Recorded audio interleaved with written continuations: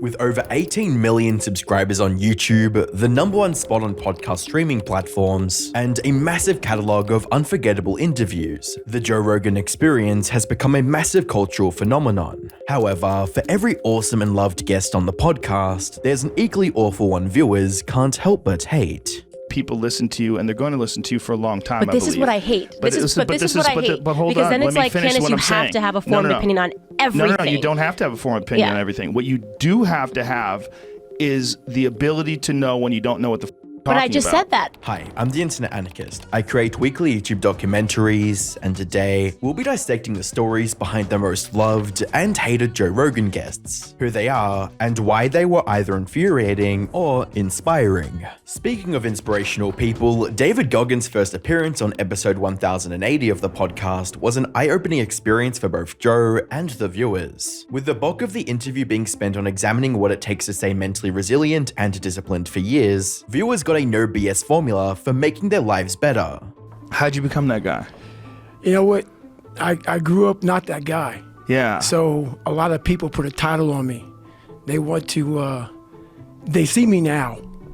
They see me now as the guy that with his shirt off, who can do 4,030 pull-ups in 17 hours, who can run 205 miles in 39 hours, who can do all this crazy shit.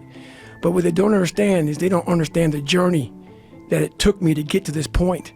Throughout the interview, David reflected on the choices that allowed him to push through the grueling trials, like serving as a US Navy SEAL for 20 years, breaking the world record for the most pull-ups in 24 hours, and running several ultramarathons for charity whilst injured. So I tried to go out to this little knoll around our grassy area in San Diego. I tried to run. Legs were broken. I said, fuck, I can't even, I'm jacked. Can't do shit. So I said, you know what, maybe I'll watch you guys do the marathon and I'll cheer you guys on, whatever. And I said, I'll try to walk with my mom. December 5th happened. That gun went off. 2005, 14 days after, I broke myself off and I qualified for the Boston Marathon. I ran 3:08.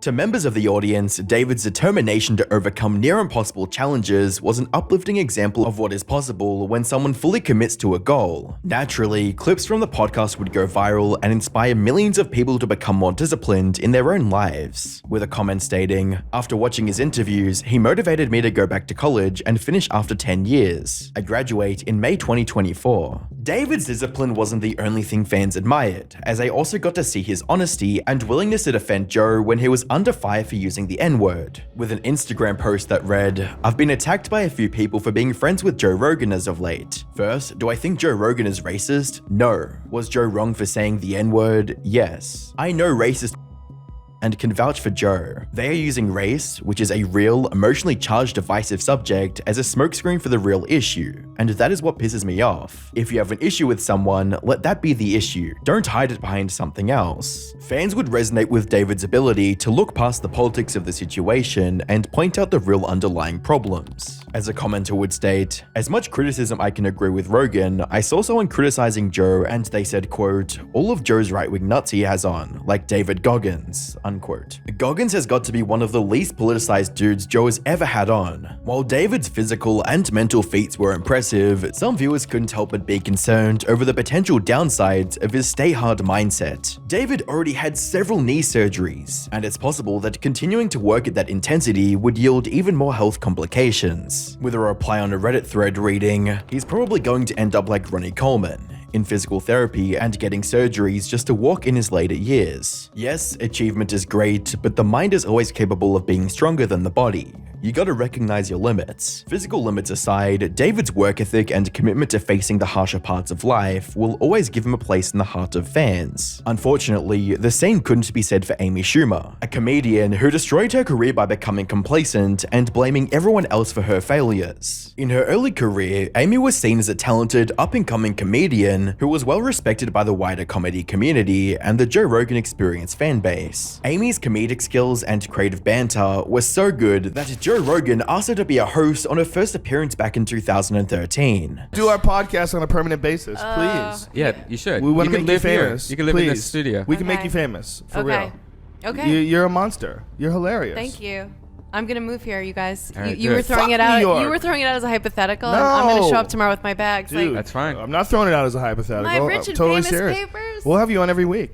Viewers would also share positive thoughts on Amy's comedic talent, with comments like, "Tell me less, haha, Amy Schumer destroys right off the get-go, hilarious." While Amy didn't take Joe up on his offer, she continued to flourish in other aspects of her career. From 2013 to 2015, Amy got her own TV series on Comedy Central, starred in the movie Trainwreck, and was even listed on Time Magazine's 100 Most Influential People. It goes without saying, but Amy was living every comedian's dream, and it seemed like things would only go up from there. Unfortunately, all good things must come to an end, as Amy was about to become embroiled in several controversies that rapidly undermined her entire career. In April 2014, Amy would face numerous allegations of stealing jokes from other comedians, a cardinal sin in the world of comics. The first to point out the sketchy nature of Amy's performances was the YouTube comedian Joseph Tran. He claimed the episode Allergic to Nuts from Inside Amy Schumer had extremely similar jokes to his web series, Reasons Not to Date a Comedian.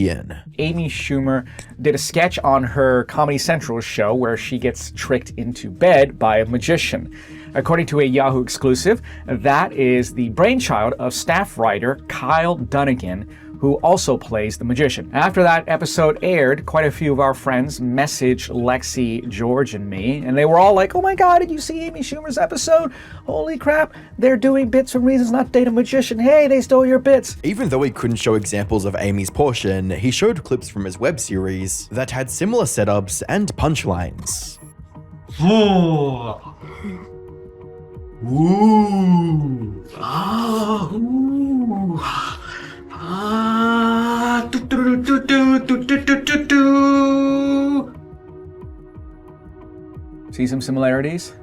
I mean, the Schumer bit skews a little too closely to ours to be purely coincidental. By 2016, Amy would face even more accusations of joke theft from 3 other comedians. While Amy denied the allegation and stated that she'd take a polygraph test to prove her innocence, her Netflix comedy special was hit with similar accusations not long after, with a headline reading, "Amy Schumer steals jokes from Dave Attell and Dave Chappelle." The Netflix special not only called the origin of Amy's jokes into question, but their quality as well. With a rating of 3.3 out of 10 on IMDb, user reviews for the special showed fans were tired of Amy relying on a self-depreciating and crude style of humor, with the review reading, "The majority of the 57-minute running time are the same types of jokes done over and over. Of course, these jokes include Schumer talking about her and various body fluids, as well as various poop stories." Interestingly, before the release of the special, Amy demanded more money from Netflix on par with comedians like Dave Chappelle and Chris Rock. Maybe Amy could have justified the raise if she didn't deliver an inferior product. Unable to handle the reality of the situation, Amy would hide behind politics and blame Redditors for a Netflix special performing horribly, stating on Instagram, "I'm the first female comic who is selling out arenas all over the world, and so grateful for that. I'm embarrassed for the quote journalists who report on troll activities as if it's news. It's indicative of the administration right now. Anyone who reported that viewers aren't happy with my special, it would have been cool if you did a moment of research before posting. The alt-right organized trolls attack everything I do. Poor comedy performances and being overly political was one thing, but putting yourself above the fans that made her famous is another story. Throughout her career, Amy would disrespect her fans whenever they did something she didn't approve of, like when a 17-year-old film critic who made a joke about her on Twitter,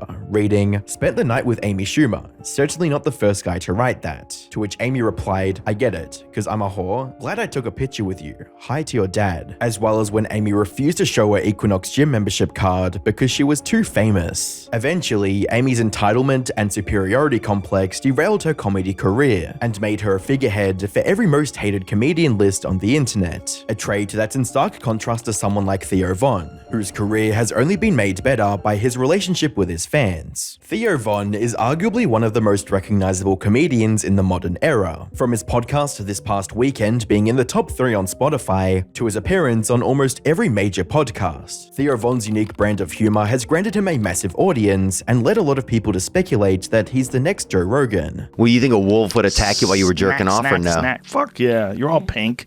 Everything's pink, pink ass, pink. It looks delicious. When you're wearing clothes, it's like, can I eat that? I guess I can eat that. I gotta get through all that bullshit plywood t-shirt. You know, I don't want to have that kind of ending. You get ended by an animal. Listen, I'm gonna say right now, I don't think that you're gonna be in the woods and eaten by a wolf. I might be wrong. Yeah. But I would say that's not how you're gonna go. Whenever Theo did make an appearance on the Joe Rogan Experience, fans knew they were in for a gut-busting experience, with the comments reading, "Theo is like a comedy pro boxer. You think you're ready, you have your guard up, and bam, he hits you real hard from a weird angle with impeccable timing, and you're howling. His mind is a beautiful mystery." However, Theo's success isn't solely due to this comedic skill, but also his ability to relate on a personal level with fans, and make light of otherwise sensitive topics. A prime example of this was Theo's winning performance on the reality television talent competition The Last Comic Standing, during which the comedian reminisced about his younger years with his late father. Got a pretty crazy life, man. My father was 70 years old when I was born. 7-0. Gets better. My mother was 32. Basically made me a product of loose skin and loose morals, if you look at it like that. It's interesting growing up with a father in his 70s because of the quality time that we would spend. Shortly after I was born, my dad had one of his strokes. So we were both learning to walk at the same time. According to Theo, his father passed away when he was a teenager, and even though this was a touchy subject, he was willing to have an honest discussion with viewers over it. I love my dad. I'm grateful for him. But I've also always been a little bit angry at him. I didn't realize it. I was always angry because I didn't know him very well. You know, I was 16 when he passed away and he was 86. And, you know, I was angry because I didn't know him because he didn't know me. You know, I realized that I really kind of judged my father. Like, I didn't realize it. I always thought that one of the reasons we didn't know each other very well was because of the age gap. But I really started to think back more on it. And one of the reasons also we didn't know each other very well was because I really judged him. This wouldn't be the only personal topic that Theo openly talked about, as he frequently shared the reality of his struggle with addiction. But it's not real life, though. It's not as good. It's not as good as real life. But I think that it's visually, it starts to get that it's better. And it starts to get where, like, sometimes, like, I'm 40 days off porn right now, right? Oh, really? Yeah. Oh, so you're like on a pornography detox. Oh, dude, I don't ever want to see it again. Really? Yeah. If somebody tries to get their pussy out, I'm like, you stop. But let me say this to you, though. You also had the same kind of issue with drugs and alcohol. Right. Theo didn't focus on only his problems, as he frequently gave fans the ability to call in and talk about what struggles they are dealing with their own lives. And I hear that, but where I live, man, sometimes meetings, they don't really provide what you need. Not a lot of great meetings around here, but man, here's the deal, man. I just want to stop this shit, man, and I just want to be a good dad. I just want my kids, I just want to be something that my kids can look up to and have pride in and want to be like. But that's not what they're seeing right now. And it's killing me, man. In response, Theo would talk about how he dealt with low points in his life, not necessarily giving advice, but trying to relate with a fellow human being. You know, when it came to my addiction and stuff, or when it comes to it, that's a story that's inside of me sometimes, or that can be inside of me. Watch me ruin everything, because I'm in control of that. It's so hard to let go of control. That's the thing. It's so hard to, I mean, you're doing it right there. When you're saying, you're tired. Man, I know that tiredness, brother. Conversations like this highlight why Theo's authentic personality and reliability were the driving force for his career. Being funny is one thing, but being able to reach out and empathize with the audience is incredibly rare in the entertainment industry. He would even make an Instagram post reading, "A few weeks ago, I was exhausted thinking about myself and caught up in my own world, and I met this killer bee, Ebony. I got nosy and learned she drives an hour to work each morning at 4 AM because her mother is sick and she wants to live near her. Put my morning in perspective. Nothing I admire more than a hardworking woman. Reminded me of my own mother." However, showing empathy is something Candace Owens doesn't seem to understand, as she believes protecting the climate isn't a thing. Even though her interview with Joe started on equal footing, things quickly got out of hand when the topic of climate change came up. The environment? Like, what do you... No, not even a little bit. Like, not even a little bit? No. Okay, let me clarify this. I don't throw trash on the ground. Like, okay. I'm not saying, like, we need to, like, trash the environment. Like, but do I believe in climate change? No. You don't believe in climate change? Well, I think the climate always changes, I guess is what I should say. Do I believe that this is like, an issue that is being, that is global warming, which they've changed conveniently. They got rid of the word. One scientist started disproving it. Now they only say climate change. No, I think that was just a way to extract dollars from Americans. I don't. You'd think Candace would be willing to defend such a firm stance, but that wasn't the case. you would have to talk to a bunch of different scientists and see how they gather data and see what they understand about CO2 levels and what's the danger of them and what can combat it and what could not. This wouldn't be the hill I died on, right? But it's not about the part. I just genuinely, I've read a ton about it, but I would not be able to come to you and say like, this is my strong opinion. I didn't do a deep dive on all of this because I read about it because it was at a forefront of discussion. So I read about it all night, and my conclusion was that they started pulling up all of these studies from the person that did this that I did a deep dive on, and they started showing how like these community of scientists were in fact somewhere behind that .org or someone that was being funded. So to me, the issue got too politicized for me to believe that global warming was something that was going to wipe out the world. Now, scientists get funded. That is a fact. Yes. But that doesn't mean that the funding affects the scientific research and the data, which they all agree on. When asked how her opinion on such a critical topic like climate change could affect her viewers, Candace immediately got defensive. If I was a person that was putting forth policy on climate change, or if I was a person that put out my opinion publicly on climate change, I would do all of that. I'm just not.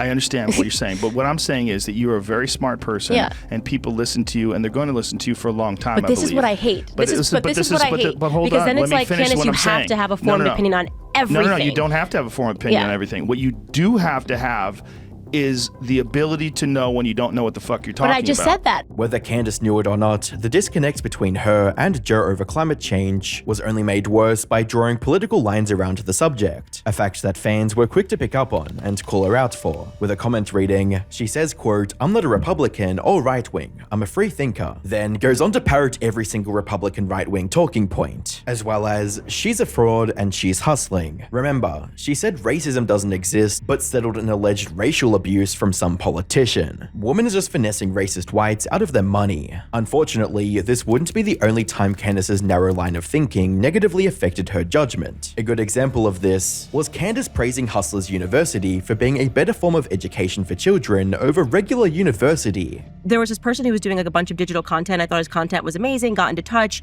I mean, figured out this is like a young school kid, like basically essentially like 20 years old, like just turned 20 years old. And I'm like, dude, you're a hustler. Like, where did you learn how to do all of this stuff? Like, I'm gonna hire you.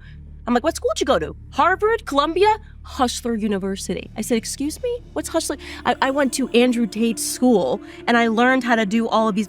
I mean, this kid is gonna make a killing. That's not even the worst part, as Candace claims she doesn't even know what Hustlers University is, but still endorses it. I genuinely don't even know what Hustler University is, but I know that that kid is 10 times more effective than people that are coming out of with college degrees right now as looking for somebody. He is a hustler, like literally is a hustler. Yeah. And so I want to commend you on whatever it is that you built that created this young kid who's gonna absolutely crush it. Even world governments have recognized how inflammatory Candace's ideas are, as seen with her ban from entering Australia. According to the Australian Immigration Minister, Candace has been, quote, downplaying the impact of the Holocaust with comments about German SS officer Joseph Mengele through to claims that Muslims started slavery. Candace Owens has the capacity to incite discord in almost every direction. Candace wouldn't be the only guest on the Joe Rogan podcast who incited government actions, as individuals like Elon Musk have done the same for all the right and wrong reasons. Considering his influence and ties to world leaders, any of Elon's political beliefs could be seen as controversial, especially when he tweets about them non-stop. No matter how you look at it, Elon is an extremely polarizing yet entertaining figure. He's the type of guy to say whatever he wants, whenever he wants, and deal with the consequences later. Nothing illustrates this better than Elon's first appearance on the Joe Rogan Experience back in September 2018. Very good to meet you.